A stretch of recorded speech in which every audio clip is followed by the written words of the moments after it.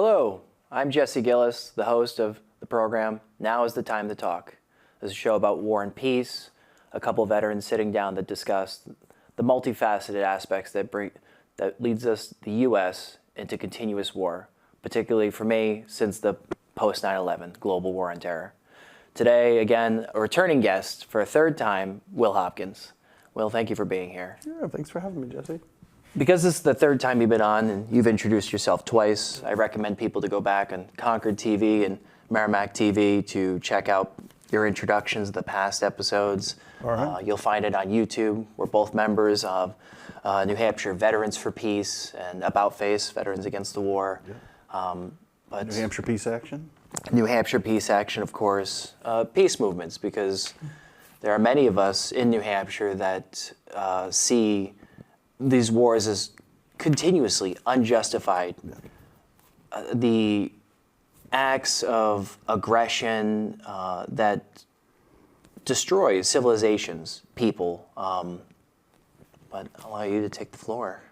What would you like to say, introduction-wise? Oh gosh, well, I mean, beyond what folks would know if they've seen previously. I'm a vet like you who really doesn't think that a war economy works for the American people very well, and it definitely doesn't work for people around the world who are victims of it. And trying to do my part to change it, like so many of us are, but we know what we're up against. So, the world's in a rough spot, and Iran doesn't make things better.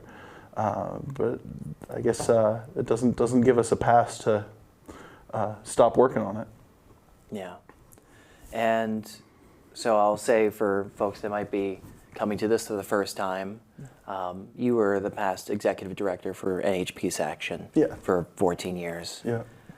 Trying to fight for a more peaceful future, lobbying our congressional representatives to take better policies, and the frustration to get them to do something, but when how much is supporting their campaign coffers or contributions, votes to continue the war effort. Right.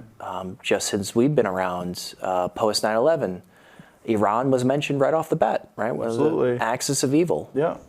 Since 2004, when they stopped selling their oil for dollars, they've been on the list. And they're on the list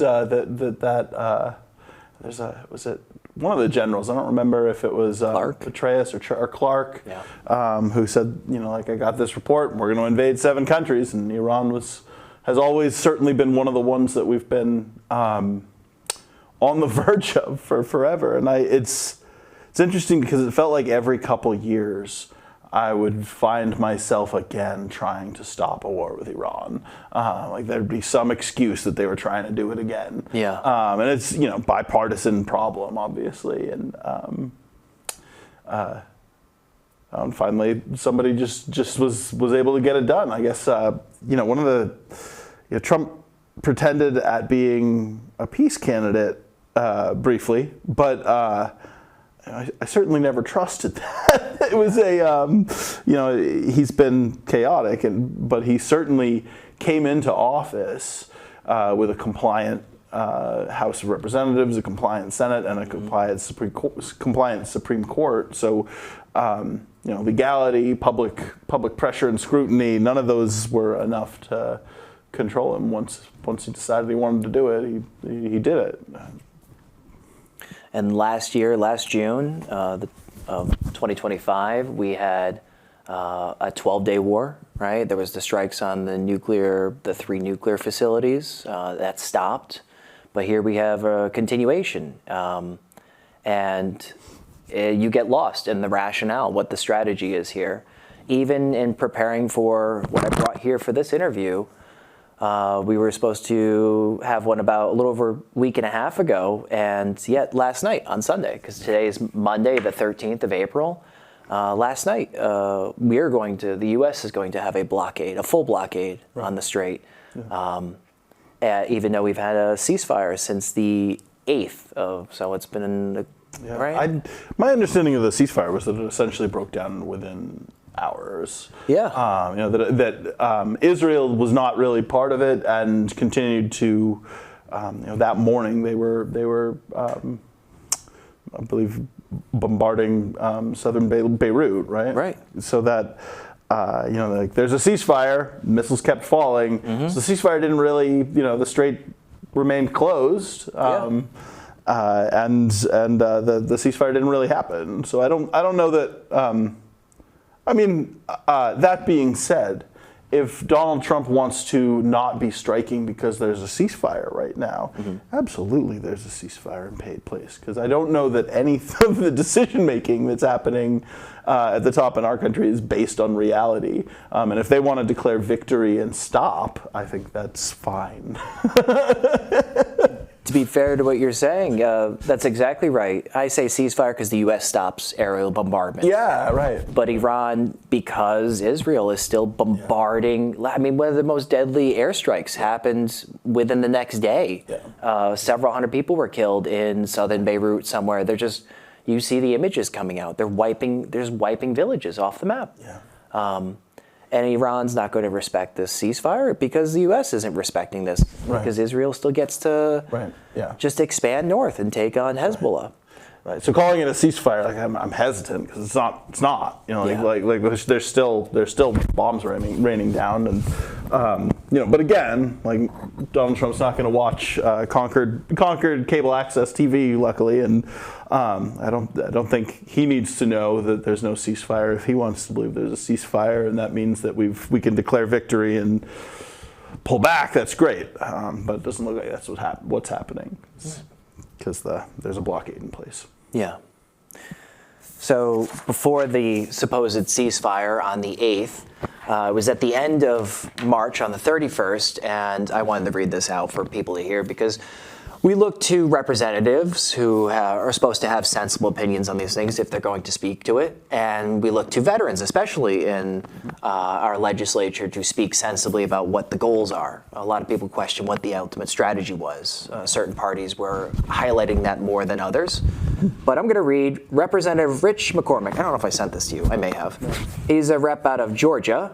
He was on the public TV show Todd Starner's show. He's now, this Mr. McCormick, I did not know of beforehand, served 20 years in the Marines between 97 and 17. He was a naval aviator. He reached the rank of commander and is a physician. I'm going to read you what he said. This is before we had the ceasefire because there was a lot of talk, are we going to take Karg? The MEU Marines had they're moved into the area. What were they going to deploy to? That was the big question in public news. One of the things we've done poorly in the past is we do this thing called limited warfare. It's never worked for us. When we go to War College or Command and Staff College, we always learn that the worst kind of way to fight any war is to do it half-assed. We were horrible in Afghanistan and Iraq until we did surge ops, and then we won. Did we? I'm reading, and then we won. All right. We were horrible in Vietnam until we did Thunder 1, Rolling Thunder 1, and Rolling Thunder 2, and then we won. Did we? As soon as we go half measure, we lose. We lost popular support. The faster we get this over, the better. We seize Karg Island. That is technically boots on the ground. It can be done almost flawlessly. We have enough firepower. That would be very easy to defend. I know nobody wants to see that, but at the same time, we could choke them off, end this war, and get back to business so everybody's gas prices come back down. So they're not funding Hezbollah, Hamas, and the Houthis. People will be happy. But the longer we drag on, the more frustrated the people will get, and the less support we will have. I will say the one thing there was the people will be more frustrated. That's a given. But all of this from someone who I presume has some experience, has gone to war college. Back to the first. Are we? What was the assertion? That we half-ass when we do half-ass things. So Vietnam, Afghanistan, Iraq were half-ass. Okay, was the surge? But the surges were success. Were they? In Afghanistan, is that something that anybody can back up with any real data? Iraq was a success. The surge in Iraq was a success. I don't know what he's referring to. In Vietnam, 1, 2, and 1 and 2. I mean, it's fascinating. I mean, the Marines, I assume at the commander level, he's familiar with counterinsurgency strategy, has read the counterinsurgency field manual. And there is a sense of like, half-assedness, right? Like they do talk about what happens if you don't have, if you try to quell an insurgency with insufficient numbers. It's ineffective, and here's why. Sufficient numbers, though, is seen as like 28 combat troops per 1,000 civilians. So in Iran, we're talking maybe 1 million combat troops to successfully run a counterinsurgency campaign. Okay. I think those numbers are about right. I'm not exactly sure, but there's just but it says that until you hit that level, the more troops you add, the worse things get, and that's what all the data shows. The more troops you add in an active insurgency until you hit 28 per 1,000. The thing is, that's not feasible in Afghanistan. You can't supply enough troops. It's in Afghanistan, much smaller population. There's only like 200,000 troops. But Iraq, that would have been more like 500,000, and it may actually be more like 4 million in Iran. It's a lot of troops. It's not. I mean, I guess technically it could have been possible for the U.S. to run an actual counterinsurgency campaign in Iraq.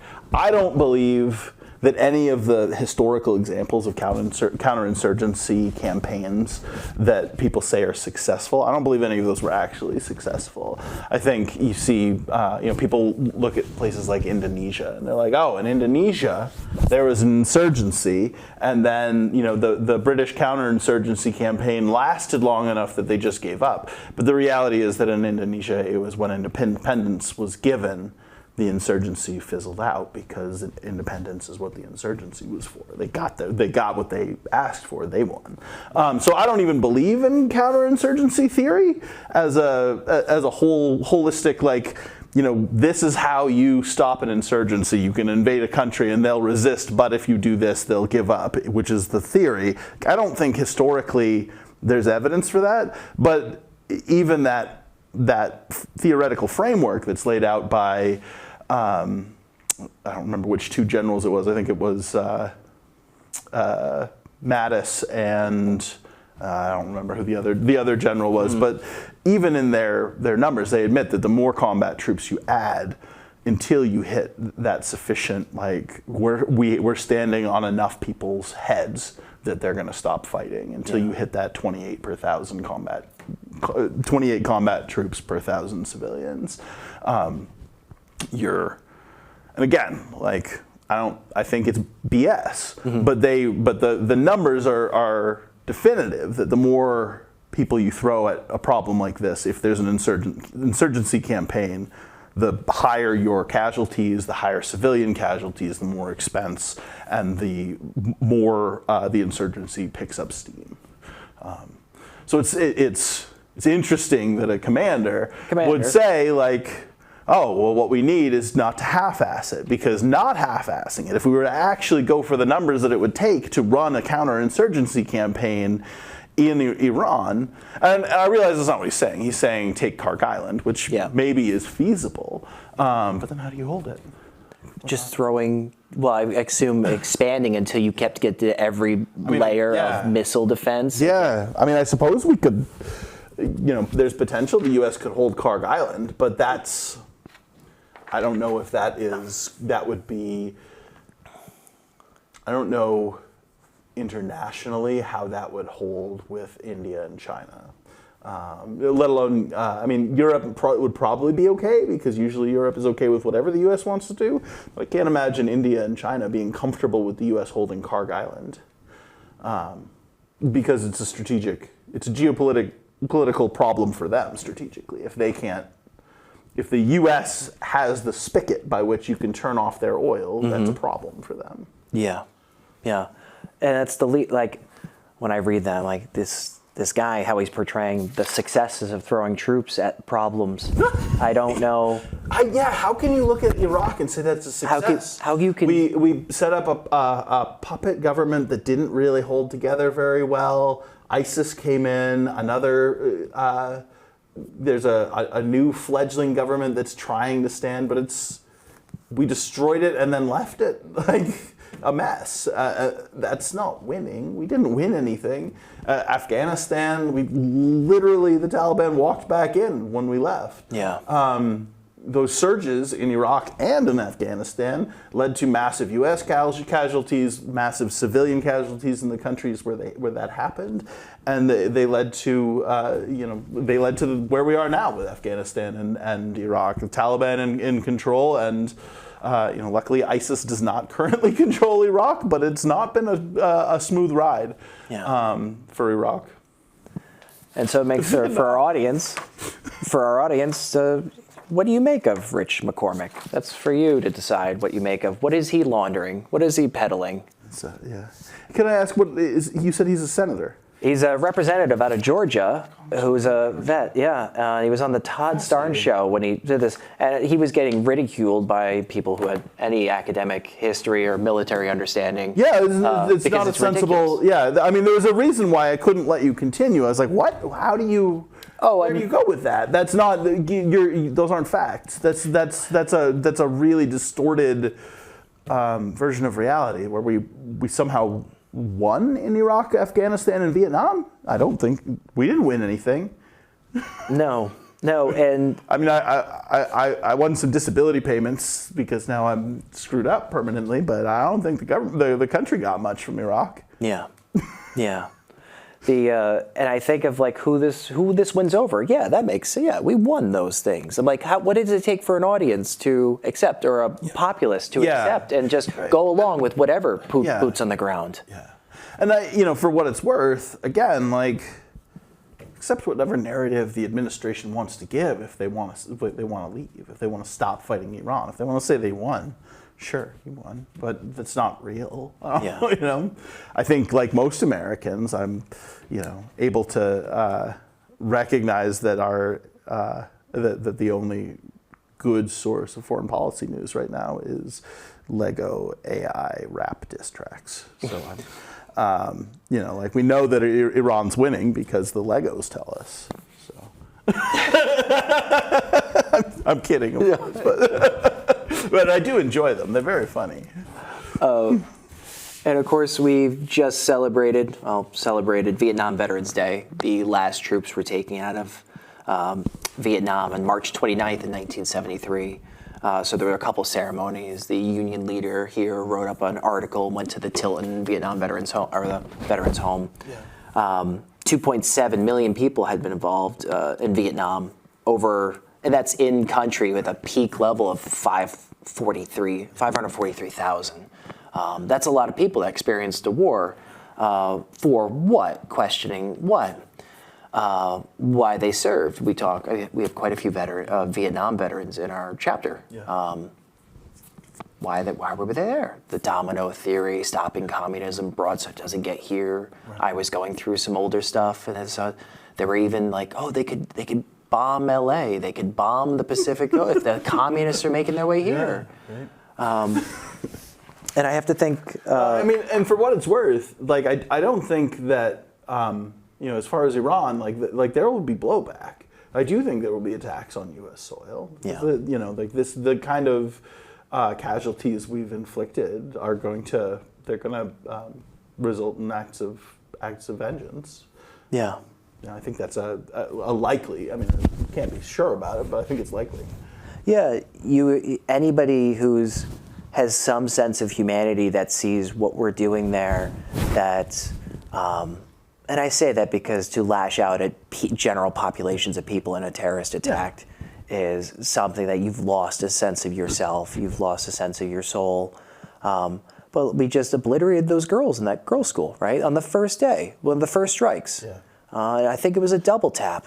And there's just where is that talked about? Now the discourse has totally changed. Well, if it ever comes. One of the really particularly scary things about the Trump administration, and when he was campaigning in 2016, Trump said, I'm going to hunt down and kill the children of terrorists.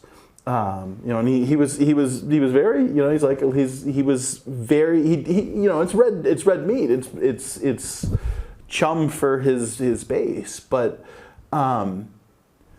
it worked. Like people got excited about that. And his first weekend in office, he sent some special forces into Yemen and had, I believe she was probably the target of the raid, but had them raid a compound and kill Noura al-Awlaki, who was at the time 6 years old.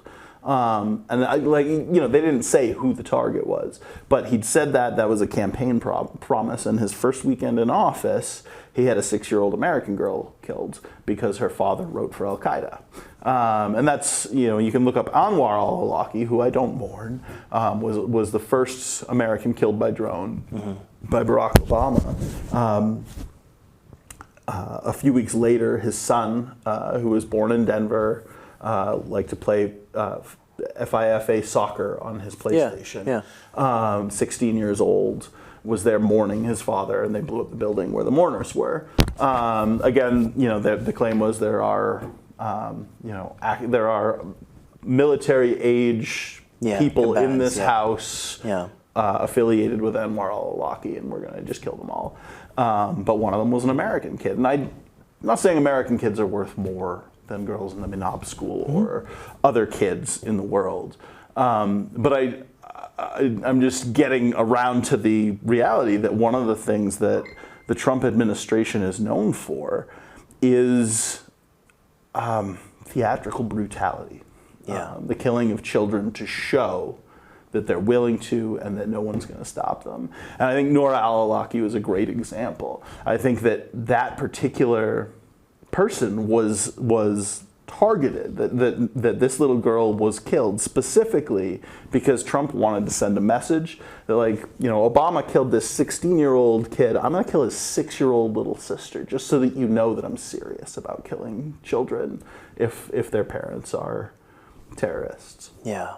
And I think the Minab school may have been the same thing. They say it's an accident, but good chance that it was it's a good chance that it was about showing that that the Trump administration is there's nothing off limits for them. And I don't know that was it, but it fits the pattern of the Trump administration.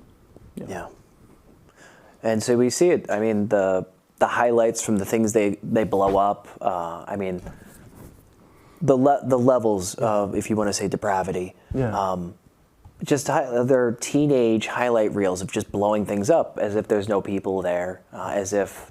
It reminds me of what was it in 2007, the WikiLeaks, the video, the two pilots talking about how they're killing those Reuters reporters that we all know with Manning had released to Julian Assange. Ethan McCord has spoken in New Hampshire a few times. Oh, he was one of the people. He was the guy he was the infantryman who responded to the Reuters shooting. He was the first one to get there and deal with the corpses, and he came and talked about what happened today. Yeah.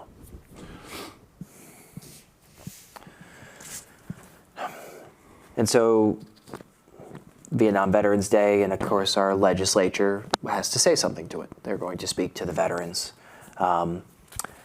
So AOT, I'm just gonna read off their thing. AOT's statement, because they made public statements. AOT's statement to the Vietnam veterans. The bad homecoming received by Vietnam veterans was a wake-up call to Americans to behave better. No matter how anyone feels about an underlying conflict, the important thing was not to confuse the conflict with those serving it. And it reminds me of what I instantly thought of was Bill O'Reilly during the start of the Iraq War. Shut up, and if you don't support the troops, shut up. Yeah. Because if you're saying anything, if you're questioning, that's weakness. You're putting troops in harm's way. I get there was mixed feelings. That's all I could. Mixed feelings about veterans, our Vietnam vets coming home. But I think they blow it out of proportion, so you continue idolatrous worship of any veteran, regardless of uniform or service or where you are. Just you support the troops no matter where they get sent and what they do. And I think as vets, we benefit from this culture of veteran worship, right? Like, I get my free steak every Veterans Day.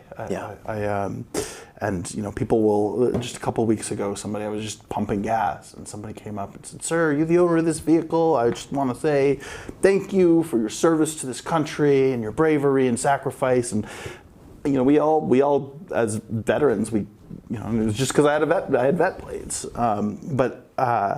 we all benefit from that, but it's part of this story that we are more and they are less, and that it's okay to kill their kids, but not our kids, that they're not fully human and that we are more human. And that being said, vets we join the military for the right reasons, right? Like, we want to protect our families, we want to protect democracy, we want to keep people safe. We don't join because we're jerks, but what we discover is that our foreign policy is just highly unethical. That it's about ensuring U.S. access to labor or mineral rights or oil or shipping lanes or geopolitical positioning relative to other strategic choke points, and it's about economic growth through military Keynesianism. Just a horrible and inefficient and brutal model. Yeah. So, of course, Pappas has his statement. We pay tribute to the courage and sacrifice of Americans Vietnam War veterans. Today and every day, we honor the service and sacrifice and offer our thanks and gratitude. And I could look and I could see him as he supports the next VA bill infrastructure thing in New Hampshire, but he won't say we shouldn't go to war with Iran. Mm-hmm. And if for some reason we do have conventional boots on the ground in Iran, I bet you there's going to be no, we shouldn't be at war, we shouldn't be risking their lives. Oh. It's a question of the strategy, and certainly they're doing that. You could take the top DNC, they're saying, what's the strategy here? Yeah. But not that we shouldn't be at war. Pappas has, in his first term, he was great. He was not great. He was really solid, though. And he had a really solid foreign policy advisor. And he in his second term, she didn't come back, or he didn't rehire her.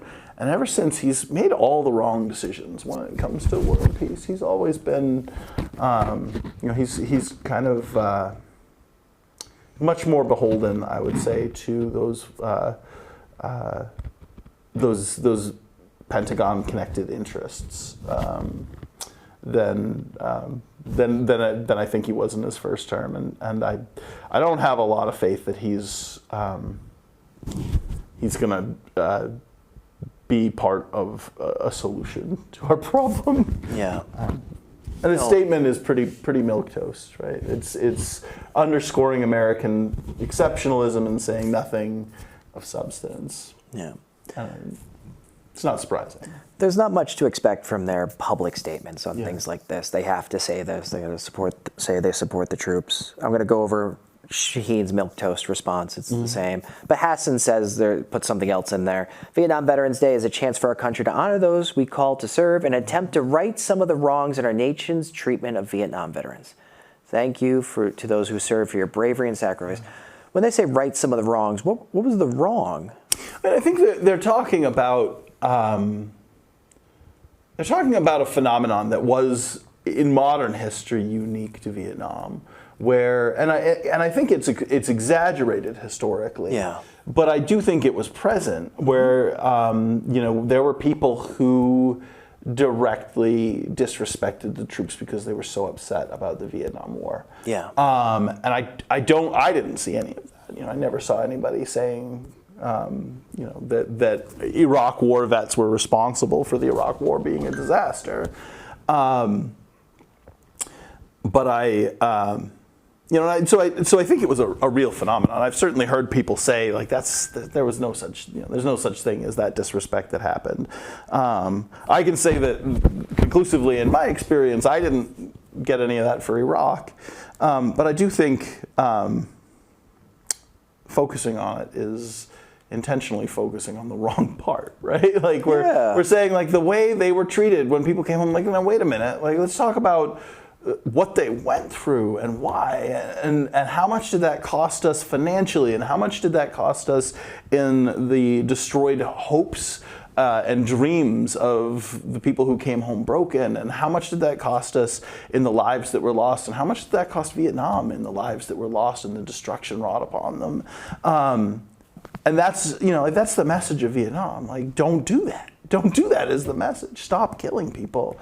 It can't make the world better. And it's not we need to make sure we respect the troops when they come home. And that's all well and good. I do think that people join the military because they want to be part of protecting something good and sacred and true. And I appreciate that people don't call me a murderer or a baby killer for going to Iraq. I beat myself up for that all I want, but I appreciate that people don't say, "Oh, you went to Iraq? That you're a terrorist." It's like, I like not being called a terrorist. You know?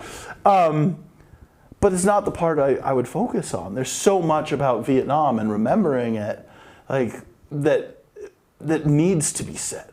We need to talk about what a huge mistake that was, how absurd the cost of that war was, and how little our country has to show for it. Yeah.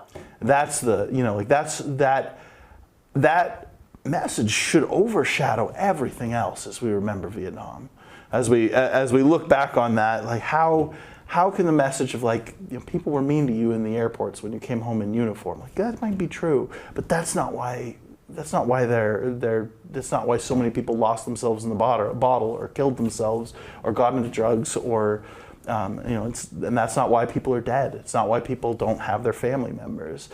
The reason that all happened is because we prioritized military action over diplomacy, over minding our own damn business.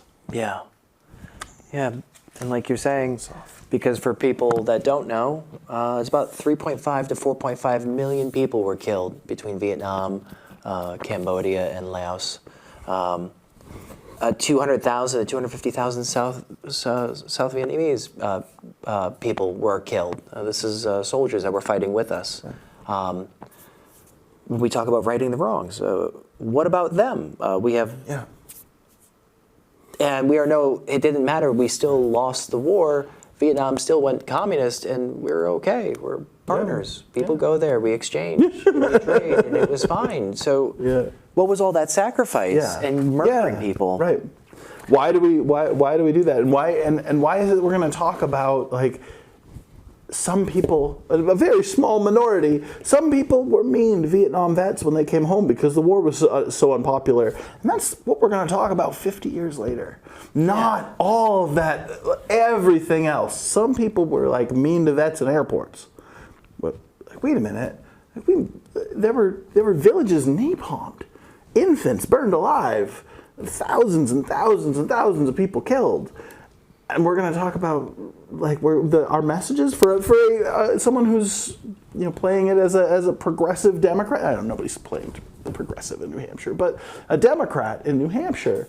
The thing we're going to talk about the Vietnam War, 50 years later, is people were mean to the vets when they came home because it was unpopular, and we can't let wars be unpopular. No, that's not. It's not the kind of leadership that I think is going to get us through this moment. And so our Secretary of Veteran Affairs, Doug Collins, I didn't know too much about him. I had to do a little quick search, but I took his statement because there was a ceremony in D.C. Him and Hegseth spoke, but I'm going to focus on Collins. He's speaking to the Vietnam veterans who went to D.C. On that Sunday, about 2 weeks ago. Thank you to this generation who could have stopped, who could have gotten mad, who could have gotten bitter, and who could have turned away from the very country that had sent it. But thank God you remembered why you raised your right hand, why you went, because when you came home, you looked forward. And it is that forward thinking that brings us here today. Where are we today that he sees that he's so grateful that they stuck with it? And what was he questioning? What was so wrong about it that he's not saying? There's something implied there. There's something wrong. There are some happy words there, but they don't mean anything. And then forward thinking that brings us here today. we are now, you do not question what our troops do, because that whatever our foreign policy is, our troops are involved. So don't question foreign policy because you question our troops, and that means you're not supporting them. Yeah. That might be what he's talking about. The statement, it really, it's not saying anything, right? Like, I don't understand where he's. It's this sentence of nice words, but it means nothing. But this is the empty rhetoric that our officials state, our politicians, when it comes to Vietnam ceremonies, or veteran ceremonies. I don't know what they're saying now. We've lost 13 U.S. service members in the war with Iran. I haven't been keeping track. We've approaching 600 casualties. What is the empty rhetoric that's going to be said to them for what they did? I don't know. And all the while, we are asking, our president has gone up and asked for $1.5 trillion next year. And I'm going to, from your 2019, you used to write peace action newsletters. So in 2019, you had a summer issue that you had a question. You asked, how many candidates have offered a different vision for the next 4 or 8 years? At the time, there was only, at 2019, it was $732 billion. That was our expenditure. Okay. That was more than double is what Trump's requested. It is now doubled, and we are 7 years, give or take, down the road from that. Yeah. And you ask, what different vision have candidates offered in the past 6 years, 7 years?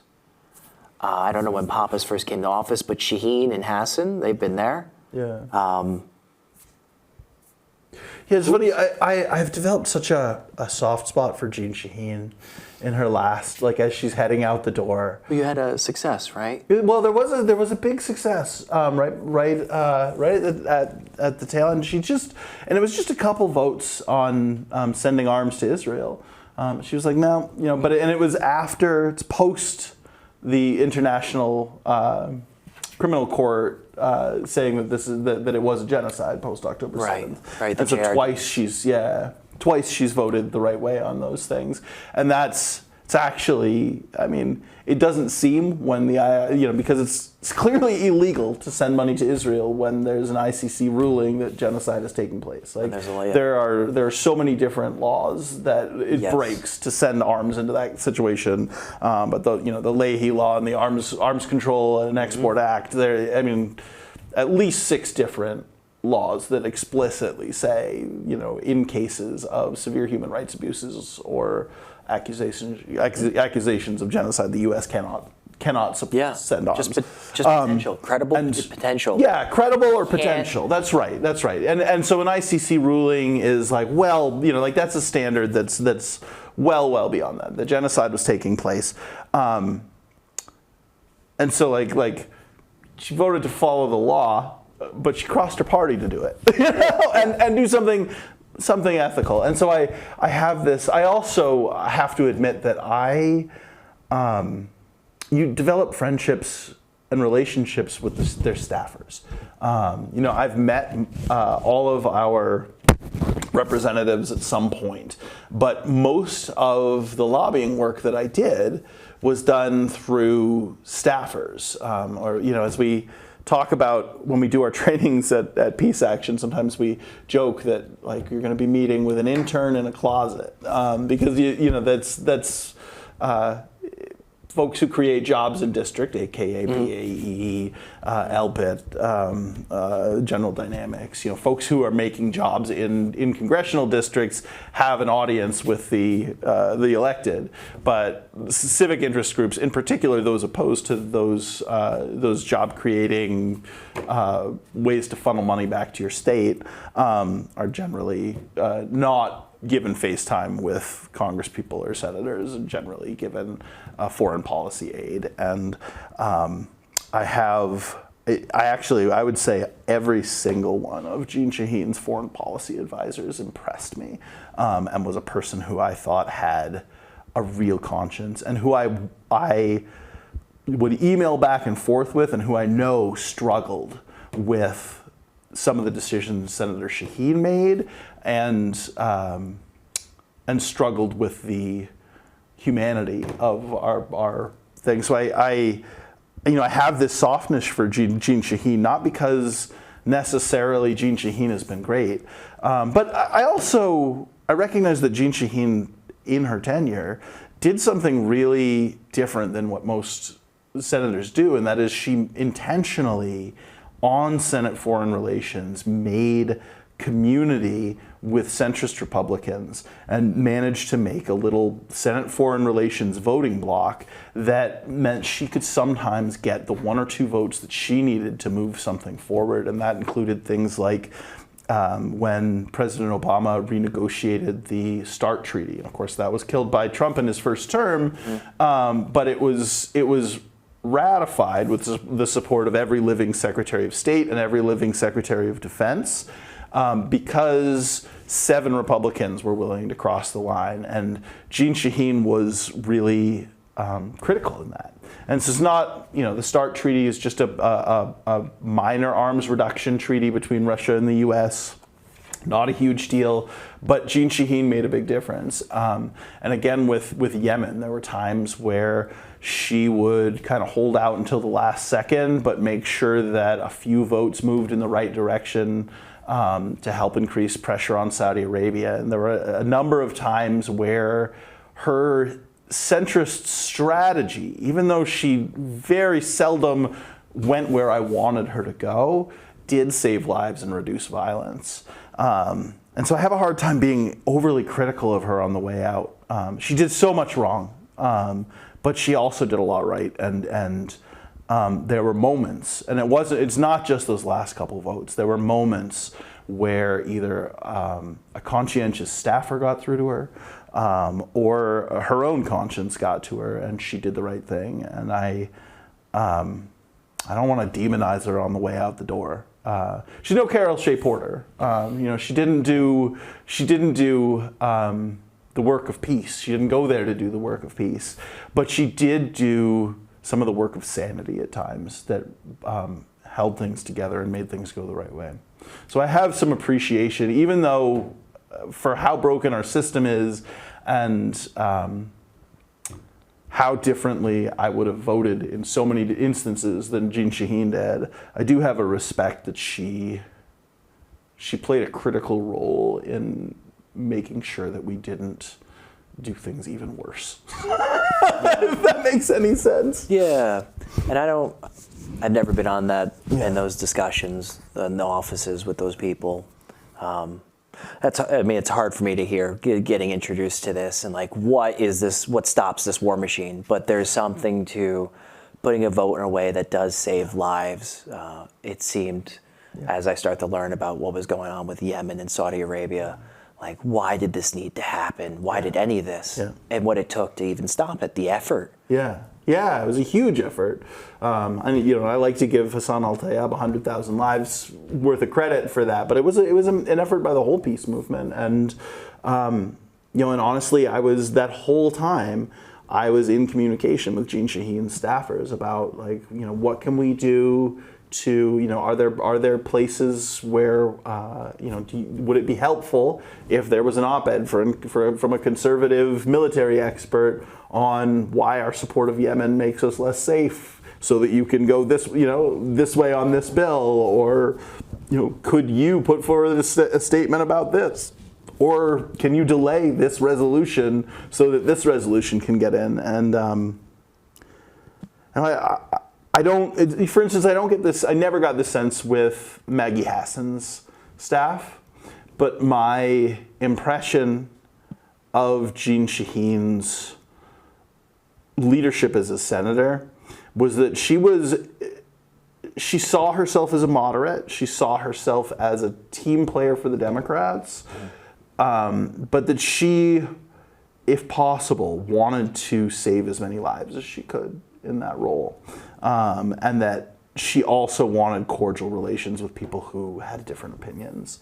And that was something that I think was cultural from the top. So I do have a respect for Senator Shaheen. Okay.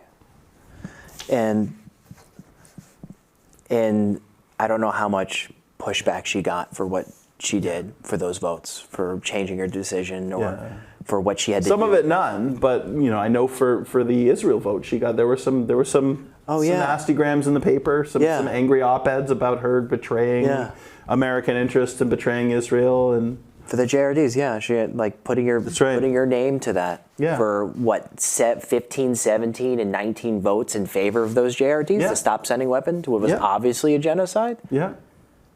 But when she stopped, she paid a price, and it takes something. It takes more than I've got, right? Like I'm not in her shoes. Nobody's pressuring me to vote those way on those issues. So I appreciate it.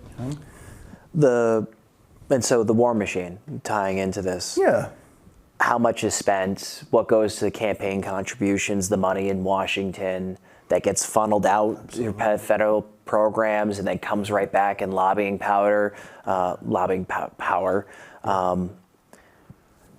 So I had printed this thing because it was 2016. This was behind. It says, "How is the war economy working for you?" 1.5 trillion. That's going to bring it up to roughly, I think, 5% of our total GDP, for whatever that's worth in economic measures.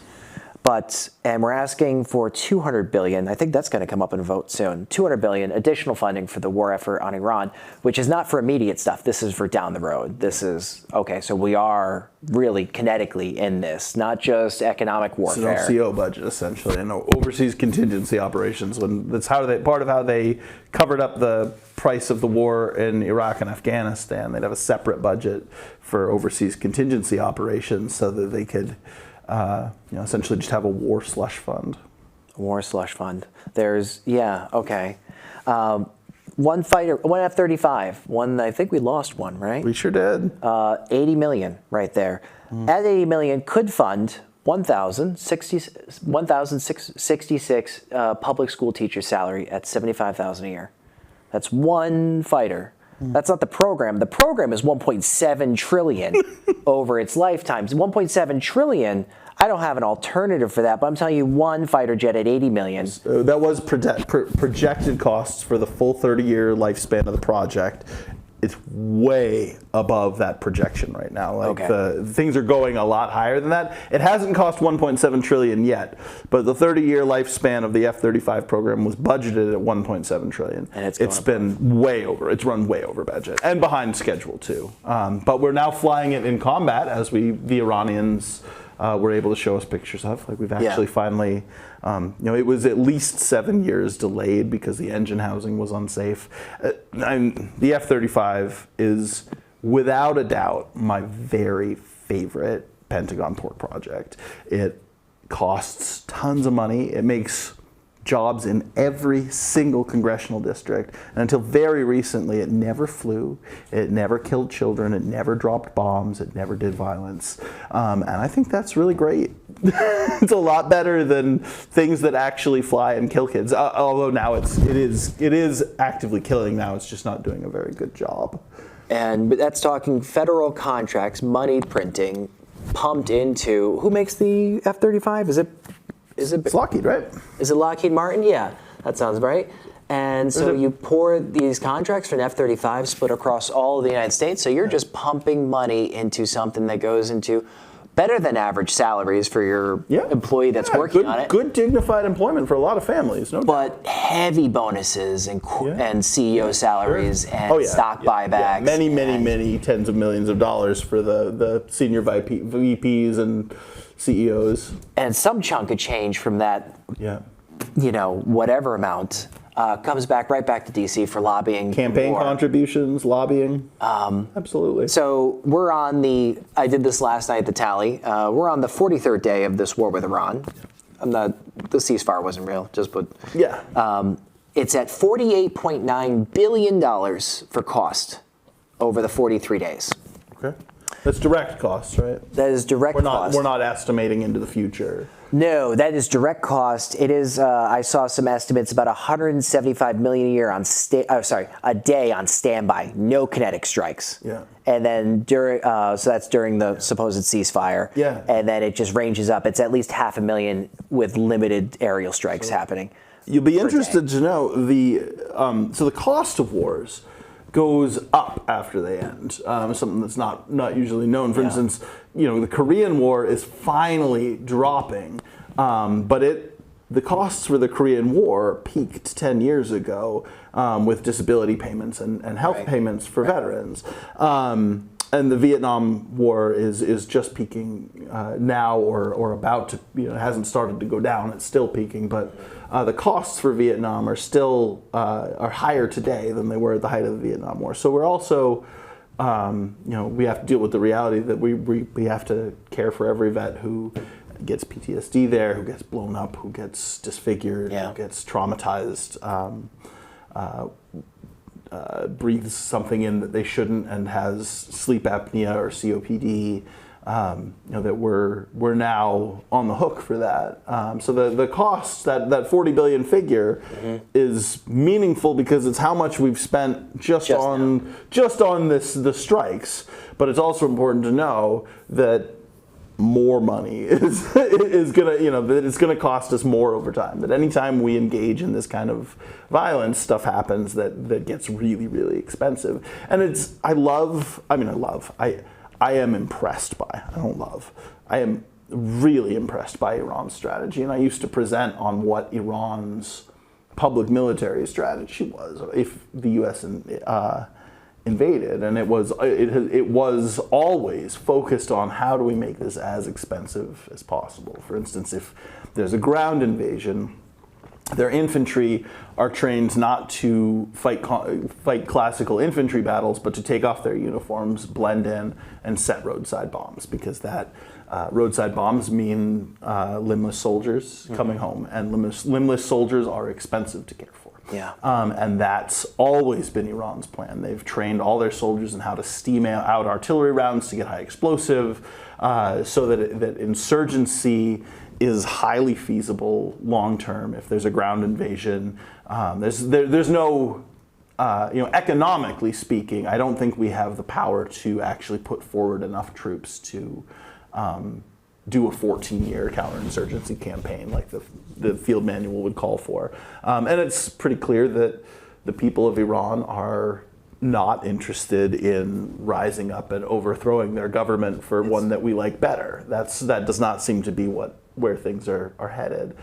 So there's no, again, like Trump's best play, and the play I hope he chooses, is to declare victory or defeat, whichever polls better, and leave. Somehow he feels he could save face in some way and just walk away. That is the best outcome here. Absolutely. And that is not what's being called for by anyone that I could find in the, let's say, our Congress.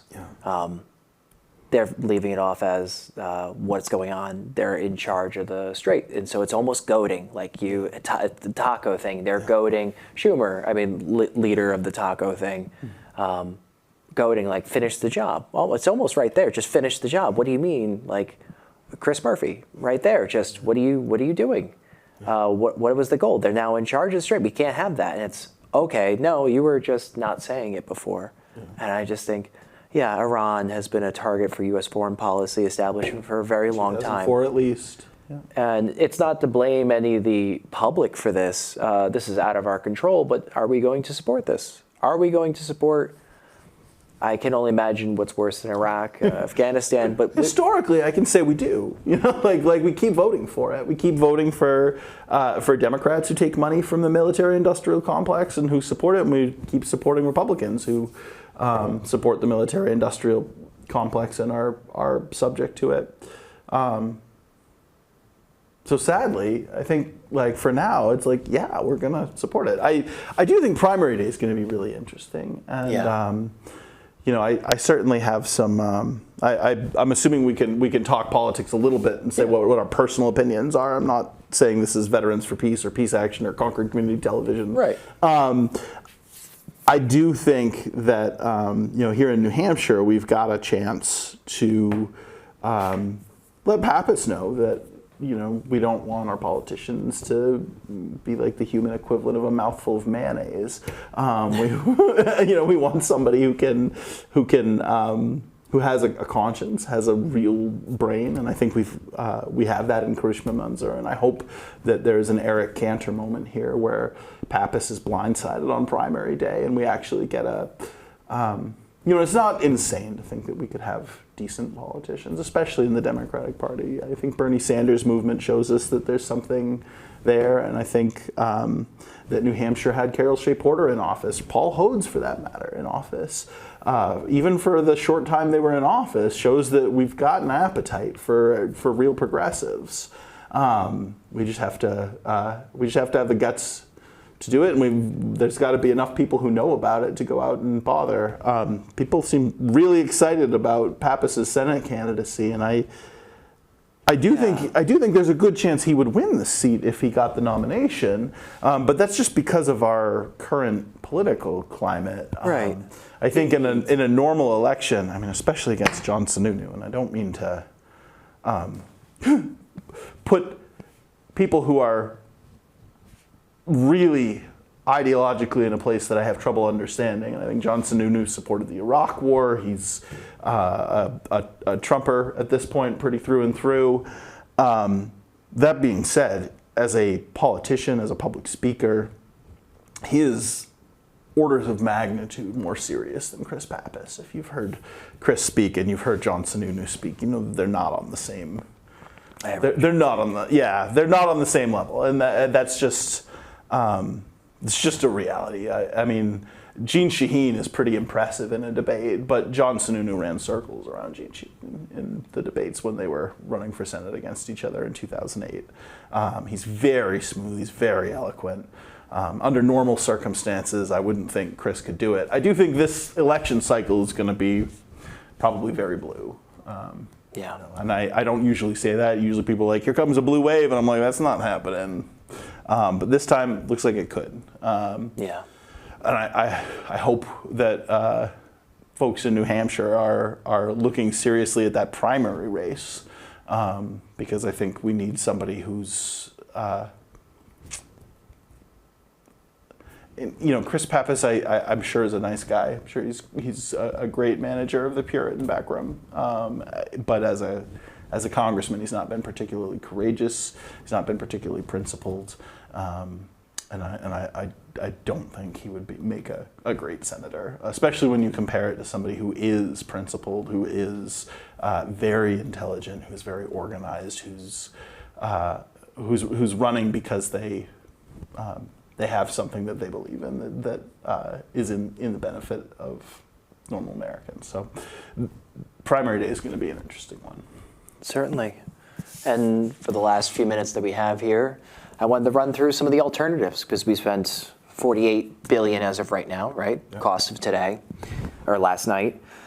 That is 659,000 public school teacher salary for 1 year. That's just what we could have had instead of this. We talk about funding for public school. Okay? Because we're talking about federal funding for these things. We're lofting it out. For what? What are we getting in return for our resources? Our government's giving out for this effort. Okay? How is that benefiting us? We could have 5.25 million annual health insurance premiums covered at $90,300 per year. That's a lot. 83,000 homes built at like 35. It doesn't work exactly like that, but I'm saying an example of how many homes could be built through federal funding. Yeah. 83,000. I don't know how many people are looking for homes today or a supply in the housing market, but that's a lot of homes that could be strategically placed around the country where people are demanding homes. That's 13,000 hospital beds funded for a year. That's a pretty low number. I didn't realize how expensive healthcare is. I'm wondering where Medicare for All is with the increased health insurance costs, hospital stays. And for the last two, 3.8 million homeless people could be housed for a year, full year, every night, at about $12,000 per person per year. Do you know what percentage that is of our population? There is 770,000 people. So that is like how many times over? Like 6-7 times over. So we're saying curing homelessness for 4 years for the cost of doubling our gas price instead.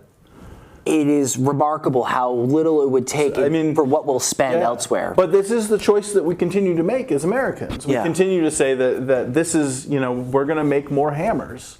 And the only way to solve problems is like their nails. We have, the absurdity of going to war with Iran right now.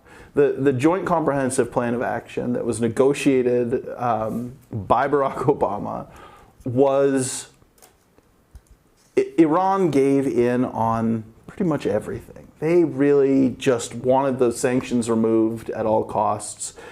And it was agreed to by every major country in the world, including the United States. It was verifiable. It included inspections. It was a zero nuclear weapons, zero forward movement on nuclear weapons treaty. It was really ideal. It really was all that we were asking for. But it was Obama's, and so Trump had to destroy it. And then, he decided that it was time to invade. And it's nuts. It's nuts. It's stupid. It is sure to result in backlash, in blowback, and that's wrong. We're coming up to the hour here. We didn't cover most of anything, but this has been great. Sorry, Will, I like to talk. Will, thank you for coming back. And thank you for tuning in. Catch us on Concord TV or on YouTube at NH Veterans for Peace. Thank you.